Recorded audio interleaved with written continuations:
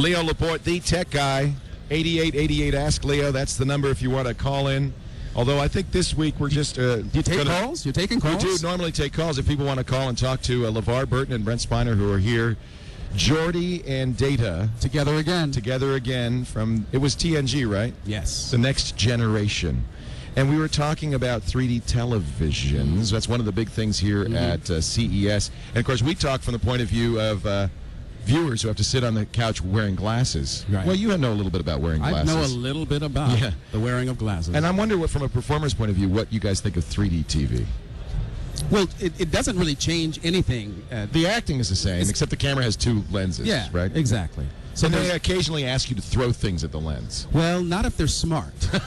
I hate that. And I think James Cameron was really, really wise in that he didn't employ the technology in a gimmicky sense at all. It was much more of an immersive feeling. He said he did it 3 times in the movie. There was 3 3D moments. But even that's too many, if you ask me. You're right. I don't want stuff coming at me. 3D if it's immersive. How about you, Brent? What do you think? I enjoy it. I mean, there's I've been watching 3D since House of Wax, and does that mean anything to you, Leo? House of Wax? I do. 1956. Vincent Price. Vincent absolutely. Price. Red, green. Absolutely. Exactly. And you saw those pictures of a stupid audience sitting there with those. With the glasses on. Exactly. And we're still sitting there with glasses. So my feeling is, I want to start a company that makes 3D contact lenses.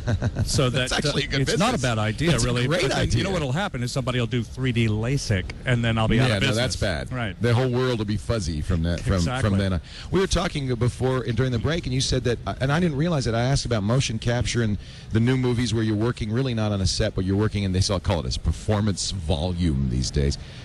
Brett, you said that, I didn't realize this, the Next Generation was done, some of it was done on blue screen. Yeah, quite a bit. Actually, I was teaching a class at the time in how to act with a blue screen. Because it's different, because normally... It is. Were you? Yeah, it's just... LeVar's laughing right now. LeVar knows you better than I do. We called it... No. Yeah, it's true. We called it spining. And the way you did it, this is absolutely true. It's a very simple one-day class. Technique. Yeah. All you do is you just look at the blue. You don't try to pretend anything. You don't act. You just look at it. And if you can do that believably, you can make a lot of money. You let the set designer do the work for you. The computer does the work for you, right? Exactly. You don't look with awe, with shock, with surprise, with sadness. You just look. You can blink if you like, but the less you do, the better. Is it harder not to have a prop, an object, something to look at? I mean, do they sometimes say, okay, you're looking at a giant explosion? Yeah, that's what they did. We had a guy who would sit and tell us what we were looking at. Right. Exactly. I'm exploding right now? Exactly. Exactly That's right. so hard. I don't know how you do that. Well, of course, I do radio. I do the whole thing with my eye closed. Exactly. Well, there you go. Exactly. Hello. Yeah, what am I talking about? What else have you seen, Brent, at the show? Anything interesting? Yeah. Have you seen anything at all? Well, we've seen very little, actually. Mostly you're here to be a celebrity. This is the celebrity I'm here to gig. get as much swag as I can get. That's exactly why I'm here. And have you? I have gotten something really Did you nice. get a droid? I got something a little better, actually. I got they're both reaching. Yes, a for Nexus 1. They both have their new Google phones, the Nexus 1s. Exactly. What do you think? Very nice. There's a company, I'm not going to mention the name, that are sending me a 152-inch LCD screen. Did you see that 4K screen? 4K, Now, that's an actor's worst nightmare. It really is. That's too much information. Oh, my God. You don't want to be seen that. LeVar, how do you like detail. you're an iPhone guy, aren't you? I am. So you got the droid.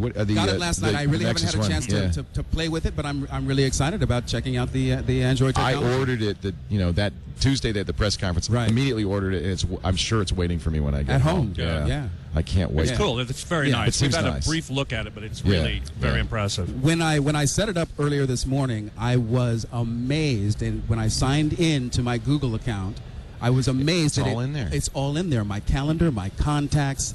That was cool. You know what else is cool? I have a Droid, which is the Motorola phone. When you sign into your Nexus 1 account, it has the wallpaper that you had on the Droid. It copies over because Google knows. But doesn't that make you a little nervous that Google knows what your wallpaper is? I signed in, had my birth certificate on it, which was... That scares me. Yeah, it's they terrifying. know a little too much about us, I think. Sometimes that's a little frightening. Well, that ship has sailed. I mean, we can't put the genie back in the bottle, can we? Well, you guys, you're public figures. Does that concern you? I mean, in some ways, you live in public. This is something I think about all the time. I'm living in public. I mean, I do everything on camera all the time, 24/7, and everything, Leo. Pretty much. Okay. Just asking. Pretty much everything. Okay. And I've given up on privacy, but as for a public figure like you, it might be a little scary that people, can find out about you online. Does that worry you? There's really nothing interesting about me, as you found out already today. I learned that, actually. That's why I didn't want to meet you. Exactly.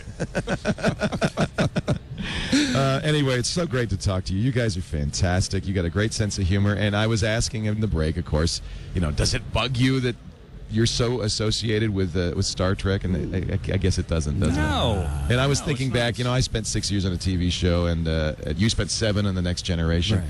And people still come up to me and say, we loved you, we missed the show. And how can you say anything's wrong with that? Yeah, really. What's wrong with being It's a nice appreciated? feeling. Yeah. It's really a nice feeling, yeah. Because people really do. I mean, they felt like those characters that we played were genuine and a part of their lives as well. Yeah. So, and let's not forget Kota Kinte and Reading Rainbow and all the great things you've done, Brent. Of course, your career's been a complete disaster. But yeah. Actually, maybe this will be helpful. LeVar, I doubt it. LeVar did the audiobooks. Have you done them? Because you've got a great voice. I did one audiobook. I'd love to hear you do an audiobook. I'll tell you what, I played 173 characters, 5 of which were Asian women. And we'll hear more about that in a bit. Leo Laporte. Cut. The tech guy. I don't know if there's a punchline to that or not. No, there really wasn't. Thank you. That was a great way to end. Cut. Leo, you guys, you're the best. Thank you. It's so great to see you. We gotta get you on the show again. Yes, absolutely. Leo, it's a pleasure. Enjoyed it. Thank you. Yeah. Oh, you be well, all right? Thank you very much. Have a great day, Leo. LeVar, take care. Yeah, man. Thank so you. nice to see you. See you. Peace. Namaste. Just great guys. Really fun. Hey, what was the name of the book? Oh, well, we'll never find out.